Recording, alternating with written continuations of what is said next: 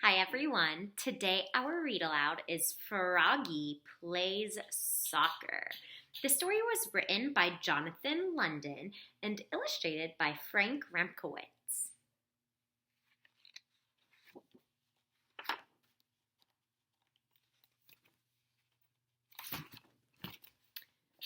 Froggy couldn't sleep. He looked out the window. The full moon was rising.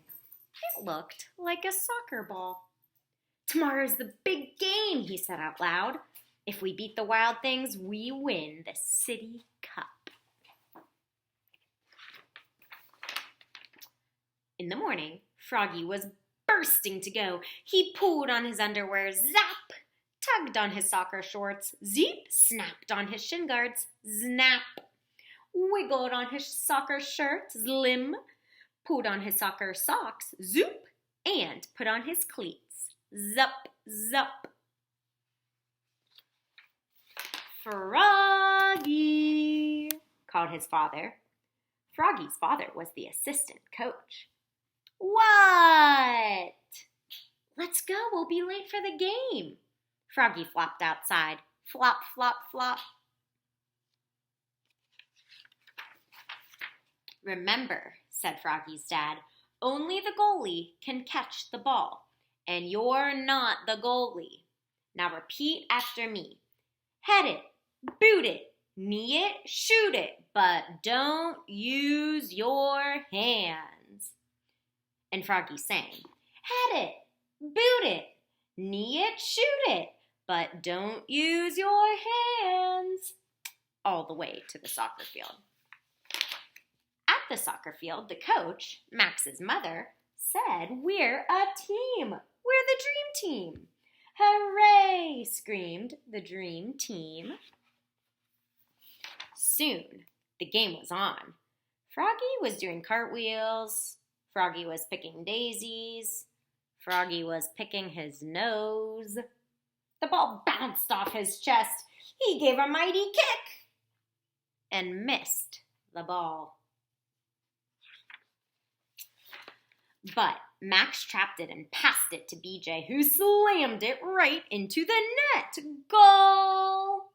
It was 1-0. Dream team. Again, the two teams faced off. The whistle blew. The dream team charged down the field toward the Wild Things. Froggy was tying his shoe. Froggy's dad was yelling, "Defense! Defense!"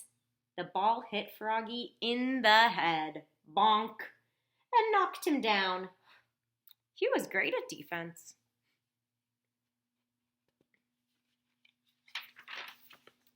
At halftime, the dream team held the lead.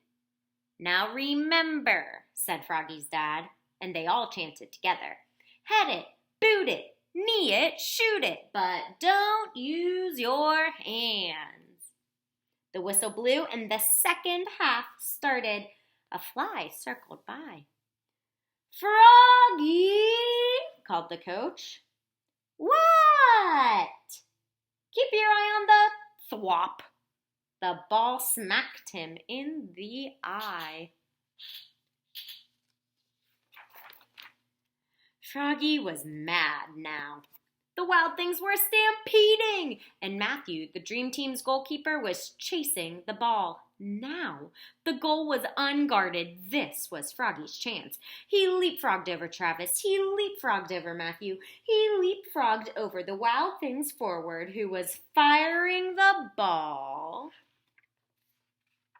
And what a save! Froggy caught it right before the net. But,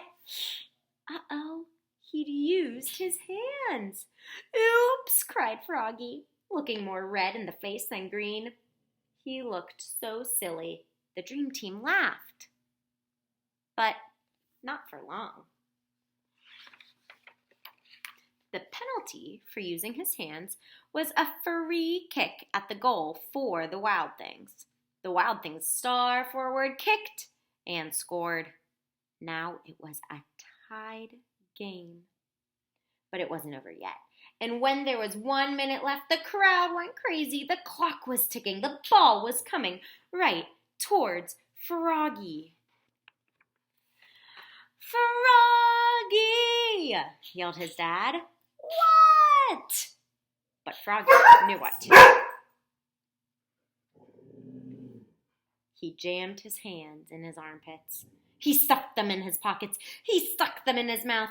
Then he power kicked the ball so far down the field that it bounced over the goalie's head, smack into the goal.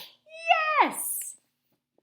The dream team had won the city cup. They shouted and danced, and Froggy sang, "Head it, boot it, knee it, shoot it, but don't use your hands,